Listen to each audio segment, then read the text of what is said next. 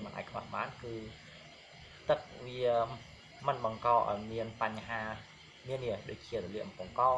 ឬក៏ពងបែកមកទេអញ្ចឹងដូច្នេះនៅពេលដែលយើងមានបញ្ហារលាកអំពង់កក្តៅ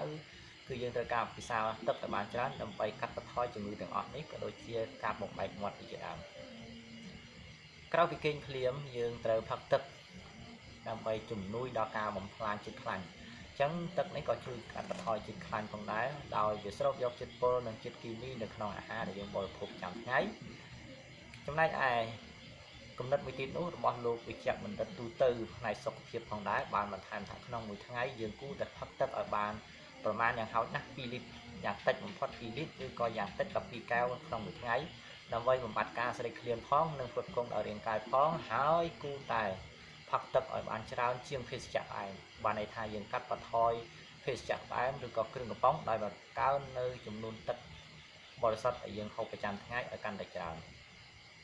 ដូច្នេះសរុបមកវិញតួនាទីរបស់ទឹកគឺមានសារៈសំខាន់ណាស់ដែលយើងមិនអាចខ្វះបាននៅក្នុងរាងកាយរបស់យើងអ្វីៗរស់បានដោយសារទឹករាងកាយរបស់យើងក៏ដូច្នោះដែរដូច្នេះសូមបងប្អូនអនុវត្តនៅវិធានការញ៉ាំទឹកឬក៏ពិសាទឹកឲ្យបានគ្រប់គ្រាន់គឺ2លីត្រយ៉ាងតិចឬក៏12កែវយ៉ាងតិចនៅក្នុងមួយថ្ងៃដូច្នេះសង្ឃឹមថាបងប្អូននឹងយល់ជ្រាបទៅលើបញ្ហាសុខភាពនេះជាចម្បងគឺទី1អនុវត្តគឺវិធានការពិសេសទី1គឺផឹកទឹកឲ្យបានគ្រប់គ្រាន់ដូច្នេះសូមបងប្អូនអនុវត្តឲ្យបានល្អប្រសើរប្រចាំថ្ងៃគឺបងប្អូនអាចដាក់ទឹកទៅតាមក្តុងឬក៏ទៅតាមដបទឹកដែលបងប្អូនស្រឡាញ់ឬក៏ពេញចិត្តដាក់ទៅតាមខ្លួនដើម្បីធ្វើការហូបជាប្រសើរជាជាងការទិញទឹកនៅខាងក្រៅពីព្រោះទឹកចម្រោះឬក៏ទឹកបរិសុទ្ធដែលយើងស្តុកទុកវាល្អប្រសើរជាងទឹកនៅលក់តាមខ្នោតព្រោះទឹកដែលយើងទិញនៅតាមទីផ្សារវាមានផលប៉ះពាល់ដូចជាក្តៅដូចជាអីជាដើមអញ្ចឹងផ្លាស្ទិកតើកាលណាត្រូវក្តៅគឺកំប៉ុងរបស់យើងកាលណាត្រូវក្តៅវាបញ្ចេញសារធាតុគីមីគឺធ្វើឲ្យមានបង្កនៅហានិភ័យជាច្រើនដូច្នេះសូមបងប្អូនមេត្តារៀបចំទុកដាក់នៅទឹកតាមជាប់ខ្លួនឲ្យបានល្អប្រសើរដើម្បីយើងប្រើប្រាស់ស្រួលនិងសុវត្ថិភាពវិធានការទី2ឬក៏ចំណុចអត្ថប្រយោជន៍ទី2គឺញ៉ាំអាហារបន្លែផ្លែឈើស្រស់ៗឲ្យបានច្រើនឬក៏បន្លែបៃតងឲ្យបានច្រើនពីព្រោះបន្លែផ្លែឈើវាជួយផ្ដល់វីតាមីននិងសារធាតុចិញ្ចឹមផ្សេងៗដល់រាងកាយទី1គឺវីតាមីន A នៅក្នុងផ្លែឈើគឺមានវីតាមីន A ដែលជាបណ្ដុំសារធាតុកម្ចាត់ជាតិពុលនិងជួយការពារដល់ភ្នែកធ្វើឲ្យភ្នែករបស់យើងនឹងភ្លឺមើលឃើញបានច្បាស់ល្អប៉ុន្តែមិនមែនថាឲ្យតែមានវីតាមីន A ទាំងអស់ភ្នែករបស់យើងភ្លឺទេដូចខ្ញុំនេះភ្នែកថែម2ទៀតដោយសារអីដោយសារមិនមែនកង្វះជាតិវីតាមីន A ទេគឺដោយសារមញោបឬក៏តាក់ទងទៅនឹងបញ្ហារលាកស្ព្រុងរលាកអីជាដើមអញ្ចឹងមិនមែនថាឲ្យតែញ៉ាំវីតាមីន A គ្រប់គ្រាន់ភ្នែកភ្លឺទេអត់ទេដោយសារខ្ញុំគឺភ្នែកញោបដែរបាទលើសពីនេះទៅទៀតគឺវីតាមីនវាជួយស្ដុំភ្នែករបស់យើងគឺកញ្ចក់ភ្នែករបស់យើងឲ្យភ្លឺថ្លាប្រឆាំងនឹងមេរោគផ្សេងៗបាក់តេរីផ្សេងៗដែលជិតចូលទៅក្នុងភ្នែកហើយមួយទៀតវីតាមីន A នេះផងដែរគឺសម្បូរច្រើននៅក្នុងរុក្ខជាតិផ្លែឈើដូចជាការ៉ុតដូចជាប៉េងប៉ោះម្ទេសប្លោកដំឡូងជ្វាត្រសក់ស្រូវសណ្តែកអីជាដើមនេះគឺសុទ្ធតែផ្ទុកនៅវីតាមីន A ឬក៏វីតាមីន A មួយវិញទៀតគឺវីតាមីន C វីតាមីន C គឺជួយបង្ការជំងឺផ្សេងៗឬក៏ភ្នែករបស់យើងផងដែរគឺកាត់បន្ថយការឡើងបាយភ្នែកឡើងបាយរលាកភ្នែកឬក៏ដោយសារជំងឺទឹកនោមផ្អែមឬក៏ជំងឺផ្សេងៗទៀត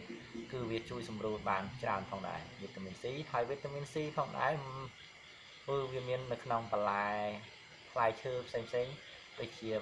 ក្រូចឆ្មាបន្លែសម្បកលឿងដូចជាក្រូចលឿងទំពាំងបាយជូរជាដើមចឹងទាំងអស់នេះសុទ្ធតែផ្ទុកនៅពពុះវីតាមីន C ចំណែកឯវីតាមីន E នោះក៏មានសារៈប្រយោជន៍ខ្លាំងផងដែរនៅក្នុងការជួយបង្អាក់នៅការចុះខ្សោយក៏ដូចជា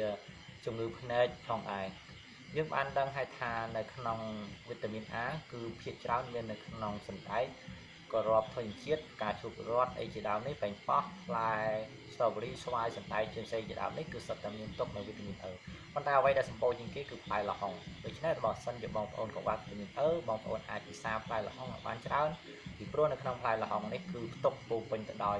វីតាមីន E ប៉ុន្តែសូមបញ្ជាក់គឺល្ហុងទុំមិនមែនល្ហុងខ្ចីទេប៉ុន្តែការពិសានៅល្ហុងទុំច្រើនគឺមានបញ្ហាទៅដល់ការបន្តពូជផងដែរចំពោះបរិសុទ្ធដូច្នេះយើងអាចហូបបានប៉ុន្តែមិនមែនហូបក្នុងបរិមាណច្រើនពេកទេ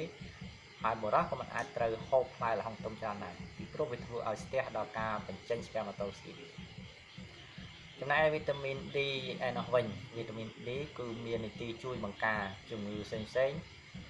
ដែលអាចកើតមានឡើងគឺវាត្រូវបានសំយោគពីពន្លឺថ្ងៃឬក៏ពន្លឺព្រះអាទិត្យដែលយើងទទួលបានប្រចាំថ្ងៃប៉ុន្តែមិនមែនពន្លឺថ្ងៃក្តៅទេគឺចន្លោះពីម៉ោង7ដល់ម៉ោង8គឺពេលហ្នឹងហើយដែលសាររាងកាយឬក៏ស្បែករបស់យើងដែលគេហៅថាកាយវិញ្ញាណហ្នឹងវាចាប់យកពន្លឺព្រះអាទិត្យដើម្បីសំយោគនៅវីតាមីន D លើសពីនេះទៅទៀតវីតាមីន D មិនមែនមានតែប៉ុណ្្នឹងទេគឺវាមាននៅក្នុងរយៈអាហារដែលយើងបរិភោគប្រចាំថ្ងៃដូចជាត្រីសាម៉ុនត្រីស្បែកត្រីសាម៉ុនទឹកដោះគោផ្លែឈើផ្សេងៗទាំងអស់នេះសុទ្ធតែមានផ្ទុកនៅវីតាមីន D បាទអញ្ចឹងចំណុចអត្ថប្រយោជន៍ទី3គឺទាក់ទង